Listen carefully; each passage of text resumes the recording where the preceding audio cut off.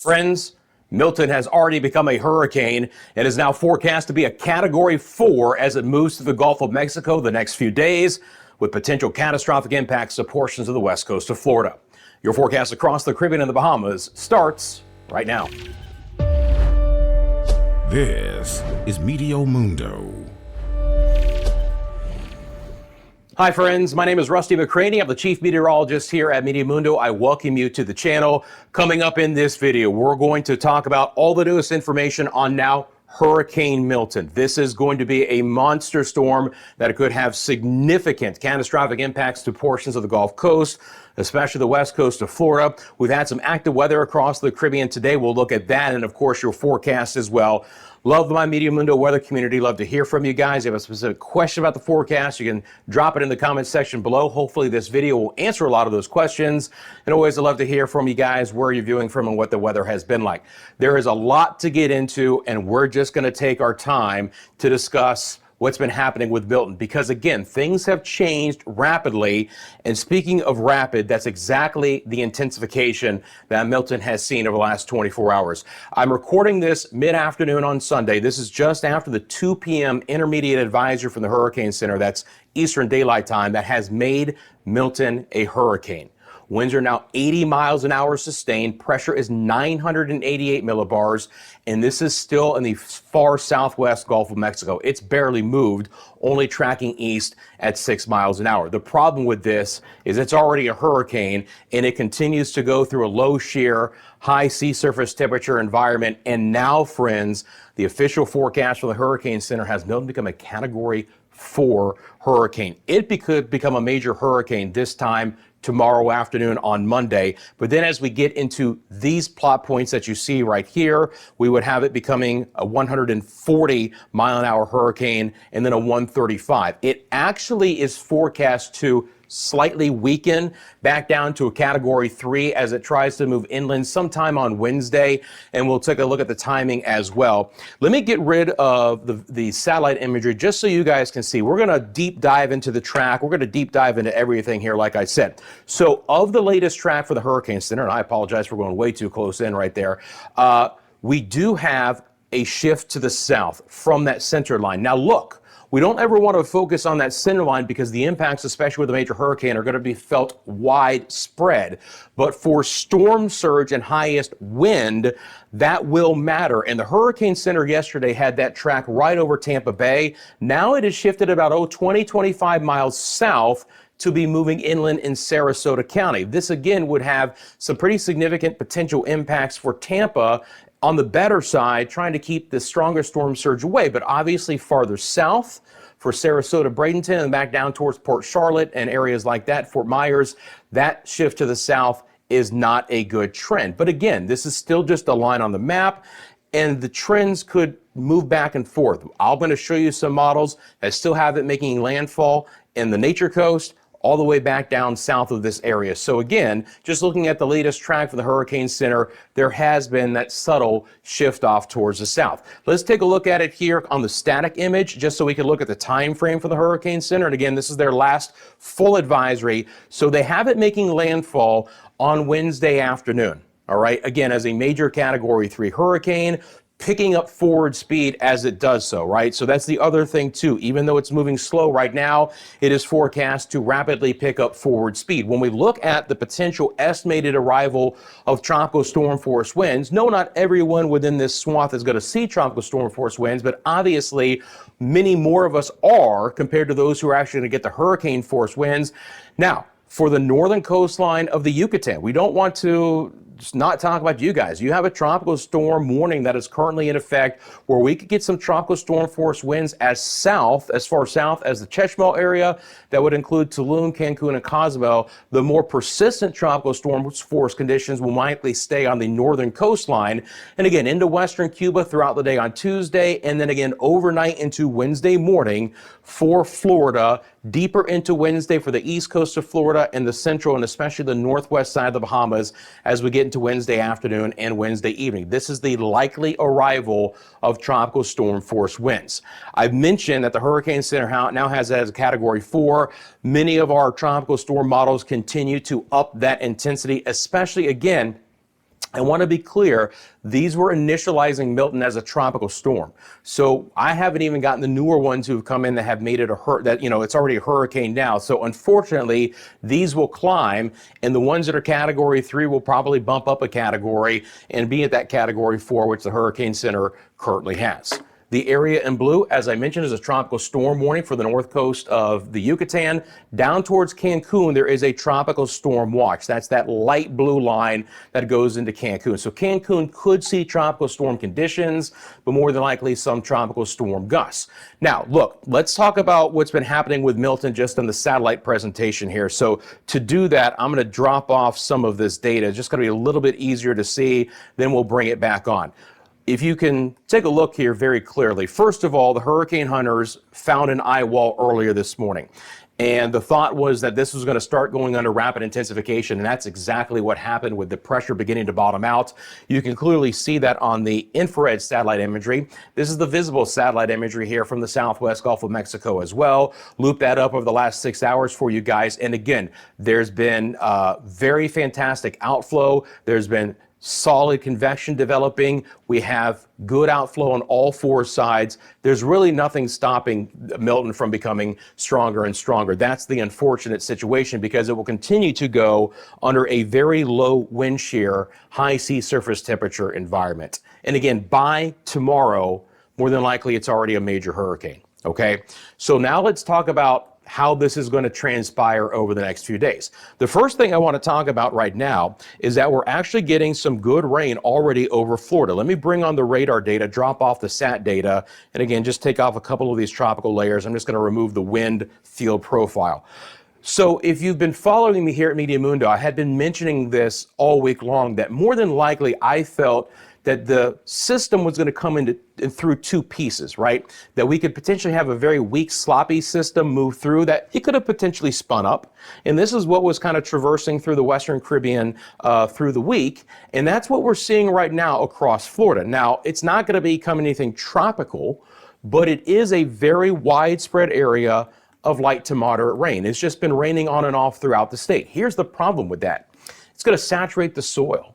It's going to make things wet to begin with before Milton even comes through. Now you're talking about a higher flood potential. You're talking about a higher potential for some trees to go down with the saturated soil and power outages to be an issue. The rain is not intense, but we could pick up a couple of inches of rain even before Milton comes through, and it's sloppy all the way into the northwest side of the Bahamas. You can see Grand Bahama, Walker's Key, Bimini getting some of those showers. So that's the first problem with what we're seeing right now. Then back over to the satellite imagery, again, you have a break in the action, and then you have Milton that'll be coming through later on. But the rain is already breaking out right now. Now you have some time, if you live in Florida, to continue to prepare. Again, you'll have to deal with the wet weather, but the impacts won't begin to be felt until at least Tuesday night. Let me go back over here. First thing I want to do is we'll fire up the GFS models on my weather system. Then we'll look at some of the other things that I have for you guys as far as the models go. So let me bring that up. And again, we'll just take it through Thursday night and we'll look at that. Now, let me be clear about a few things. The models I'm going to show you still have a wide swath of potentials as far as where landfall could happen on the west coast of Florida and the time. That's why we don't want to focus on that center line, because I really do believe that we could still have a landfall from the Nature Coast all the way back down to Venice and the far southwest side of the state. Some of the models have shifted farther off towards the south, but not all the models agree with that as well. And the Hurricane Center does believe that ultimately we might go farther south than where we are right now, but we'll have to see how that plays out. If you look at the spaghetti plots, you can see that the majority of them are near the center, but you do have a couple that are far to the north. And one of the models that is coming in farther north is the newest run of the GFS, and that's exactly what I'm showing you. The GFS model shows a landfall in the Nature Coast area, near Citrus County, maybe even as far north as Levy County, Hernando County area, and that would be throughout the day on Wednesday, right? This is the 9th, that's Wednesday. You can see that on the model. Landfall north of the Tampa Bay area, simple as that. Now, the other thing to note as well is the official track for the Hurricane Center and the official forecast has Milton slightly weakening. More than likely, Milton will encounter some wind shear. I'm not sure how much it's going to really knock down the storm. And the problem is, as a storm encounters wind shear right before landfall, yes, it may take down the highest winds that we see in the eye wall and the core of the storm, but it also tends to expand that storm, where you actually start to see a blowout of some of the hurricane force winds that could actually be felt over a larger area if that shear is encountered. I mean, again, I'm not sure how much it can really knock it down. From a Cat 4 to a Cat 3, okay, maybe it goes from 140 to 125, but appreciably, how much is that really going to help, right? And you would hate to see those hurricane force winds extend farther out. But please clearly note that on the GFS model, and I'll show you the pressure track coming up, that the landfall is on the northern side of this. I'm going to show you the European model coming up, which is either here or even farther off towards the south. So there is still a wide range of potential for how this is going to play out. But as of note, Milton positioned itself a little bit farther south and east than the models had it. That's why there has been this shift to the south of the models. Once it picked up the true center of circulation, most of the models shoved it slightly farther off towards the south. And look, friends, with a couple of days before landfall, at least 3 days out by landfall, you should anticipate more shifts in this track. That's why anyone along the west coast of Florida needs to really be paying close attention to this. As I mentioned, the biggest thing with the landfall is obviously where we're going to have the max winds, but the storm surge potential, and we'll take a look at that as well. Please also note that there are no tropical storm or hurricane watches or warnings currently in effect for Florida, or a storm surge warning or graphics to look at. More than likely, all of that will happen later tonight, because now we're going to be moving into the within 48-hour time frame of those impacts coming. But on the GFS model, we take a look at the wind profile, and again, you can see it shoves Milton a little bit farther to the north than most of the models, kind of on the far northern edge of these spaghetti plots. If I drop the spaghetti plots off, you see that it is within the northern side of that cone of uncertainty from the last track for the Hurricane Center. When we take a look at the actual wind speeds associated with the GFS, I'll bring this back out. And again, the time frame here would be, late Wednesday afternoon. You are looking at hurricane force winds, but a weaker storm than what the Hurricane Center has.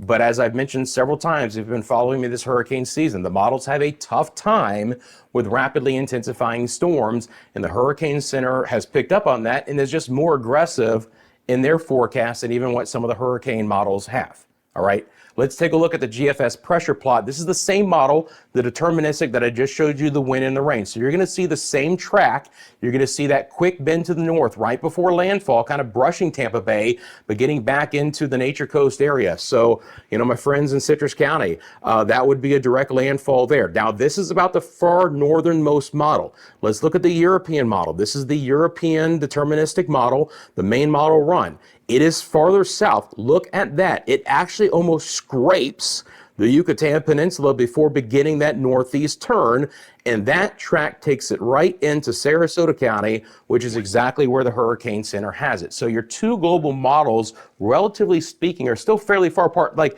mileage-wise, they're not that bad, right? But the impacts to certain areas, it's a huge difference. It's a tremendous difference, whether you're on the north side of the storm, along the center, or south, for wind, rain, and storm surge. Landfall on the European model would be more in the late Wednesday evening time frame, right? Maybe right around dark, okay? Let's take a look at the HAFS A model. This is a storm on the model that brings it close to Tampa Bay. It's actually very much where it was yesterday. And again, this would still be bad news for Tampa Bay, but the HAFS A is also a little bit weaker as basically a Category 1. Now, here's the thing. We already have a Category 1 hurricane out there right now. So on the intensity of the HAFS A, we can almost discount it, at least of the latest model run I was able to show you as the time of this recording, right?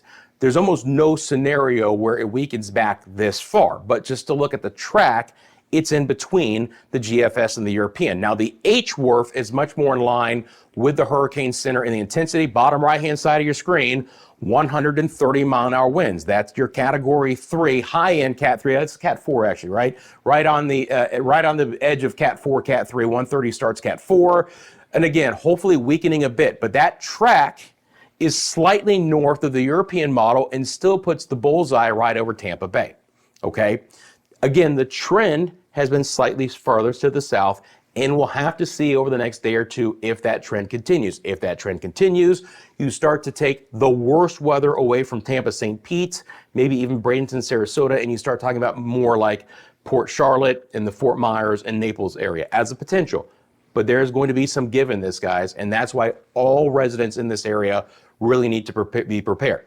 Now, this is an interesting one. This is the AI, or the artificial intelligence version of the European model. They just initiated it this year. Even then, I am kind of learning the background of the model.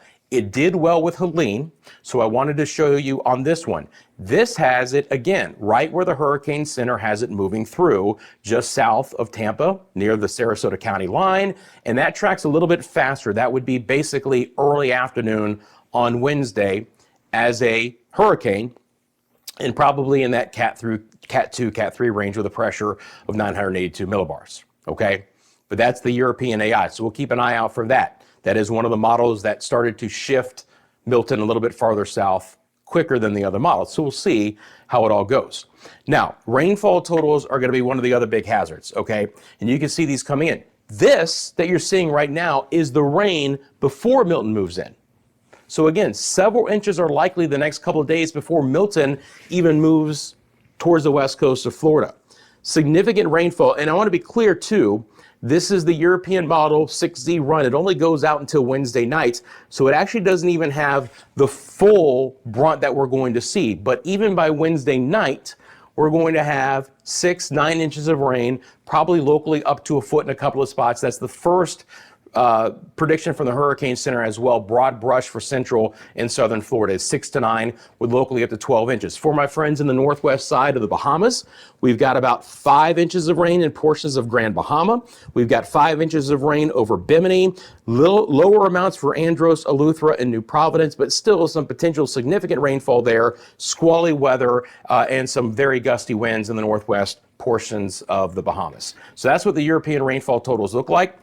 The other big story is going to be the wave heights. This is the end of that model run. Let's re-loop that and you'll see, obviously, based on the GFS, it's going to be a farther north turn, and you can see that beginning to skirt the coastline. Look at the wave heights on the bottom right-hand side of your screen. 30-foot waves offshore. Not going to be that high, obviously, moving inland, but that's what you're talking about. The east coast of Florida and even Georgia could have a little bit of overwash coming in, could certainly have minor storm surge on the east coast. And again, we don't have any predictions yet.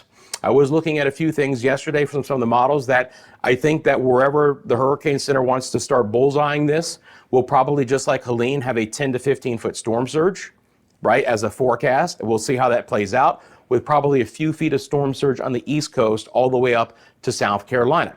Now, as the winds shift, as Milton, moves into the Atlantic, watch those waves build up over the northwest Bahamas as well. So we're gonna get some big swells in the northwest Bahamas, especially in the exposed waters of the Atlantic. So those folks need to keep that in mind. For our friends in the central and the northwest Bahamas, and obviously the west coast of Florida, these are significant winds, seas that'll be coming in, storm surge to go along with it as well. If we go back over here to the GFS model, just to look at the winds here in the Bahamas, again, these are sustained winds, and you're gonna have the potential for some tropical storm conditions. With the GFS being farther north and west, we don't have the most significant winds in the Bahamas. But I wanna be clear, we have the southern part of the cone of uncertainty from the Hurricane Center as far south as Grand Bahama. My friends in Grand Bahama and Walker's Key and Bimini, there is still the potential that more direct, higher-end tropical storm impacts could be moving into your area, all right? Especially if the models continue to trend south, because that center line will come south closer to you. So if you live in those areas of the Bahamas, you need to be paying very close attention. The GFS would be the best case scenario for you guys to keep your winds, right around 30, 35 sustained with some higher gusts. But that's about the best case scenario that I see, as the GFS is the farthest to the north and to the west from your area. For timing wise, and you can see some of those fresh winds picking up. For timing, for our friends in the northwest Bahamas, really starts to go downhill late Tuesday and into Wednesday. And then you can see those purples and those whites. Those are some of the strongest winds there. Let me just bring this back in time. And again, this is Wednesday afternoon, and you can see some of those whites even trying to sneak close to Walker's Key. And those are going to be even stronger winds there that would be approaching at least 40 miles an hour in some spots.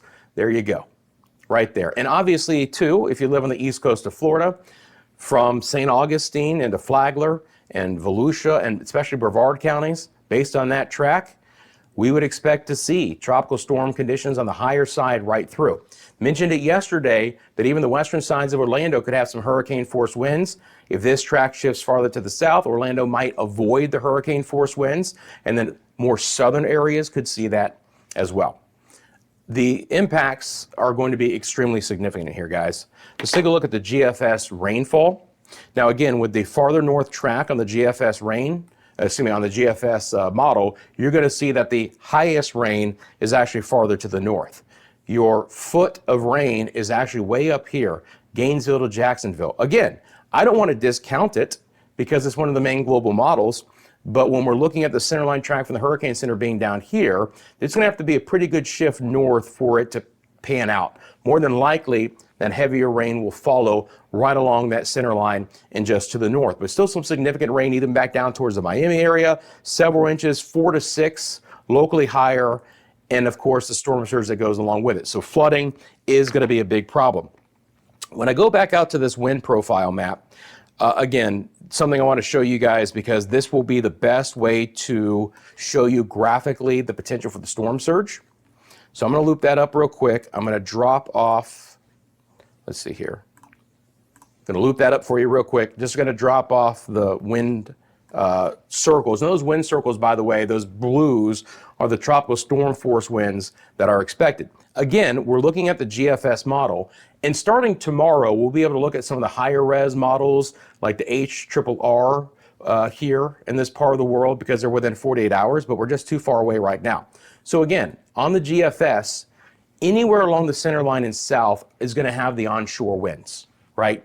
Those are the areas with highest storm surge potential because the forward movement of the storm, which will be rapidly picking up forward speed as well, and then the winds associated with it are all going in the same direction.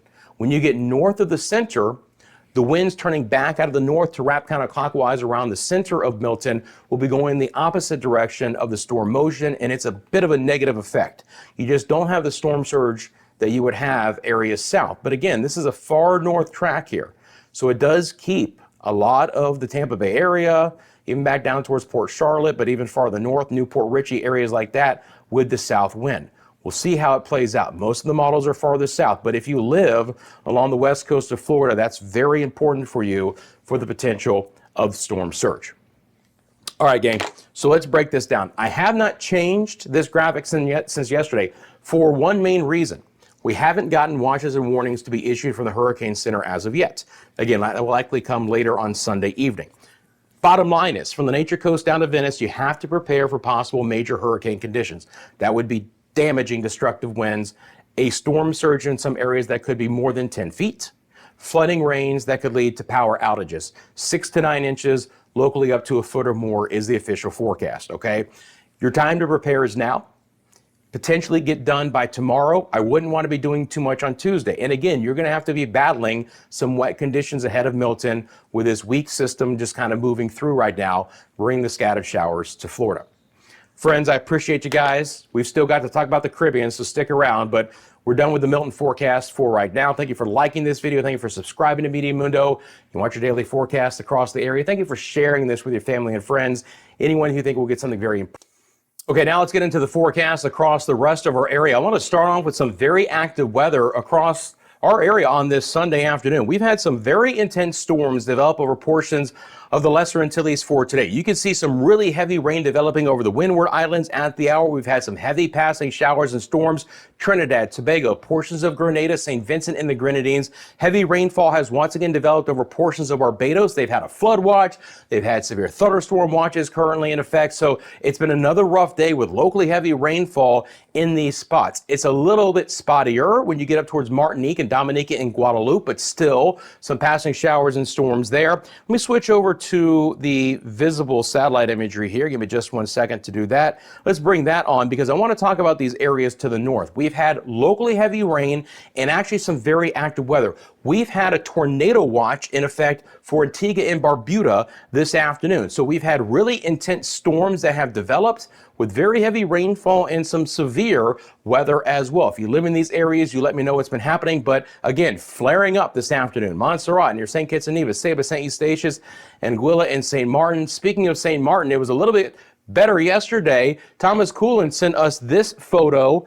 What a gorgeous shot, by the way. He said in the background, if you look, you can see Ceiba, St. Eustatius, and St. Kitts and Nevis. Now that is a beautiful shot. Appreciate Thomas sending that in. And again, I don't think the weather was as nice on this Sunday. Fairly active weather here across the Leeward Islands. We've had thunderstorms trying to develop over portions of Puerto Rico. Good, healthy storms. Look at the live lightning count here at Meteo Mundo.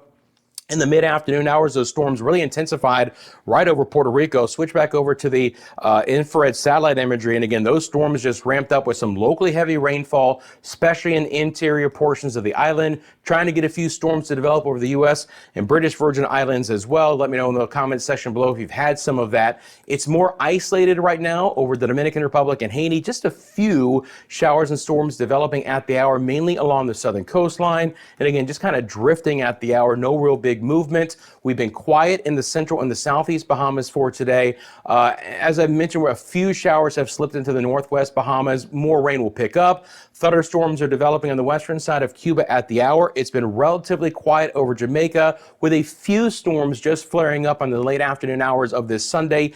Interior section of the island so far, trying to get a little bit of rain there. St. Andrew, Kingston parishes, trying to get a few storms to move up to the south and west there. And again, an opportunity to see a little bit of rain and storms in that region. Not going to be extremely significant in most areas, but some locally heavy rainfall for my friends there in Jamaica will be possible the remainder of the afternoon hours. Quiet in the Cayman Islands right now. Few thunderstorms over Central America, portions of Panama, Costa Rica. We'll see more develop across Nicaragua and Honduras, work their way inland. It's been relatively quiet so far today in Belize. We'll see if we'll get a few showers and storms that will open this area later today. But last night, it was something different here. And I appreciate our friend, and I believe his name was Alonzo, if I'm not mistaken. He said, "Don't credit me, Rusty. It's okay. You don't have to. But that's okay. I want to." It was Alberto.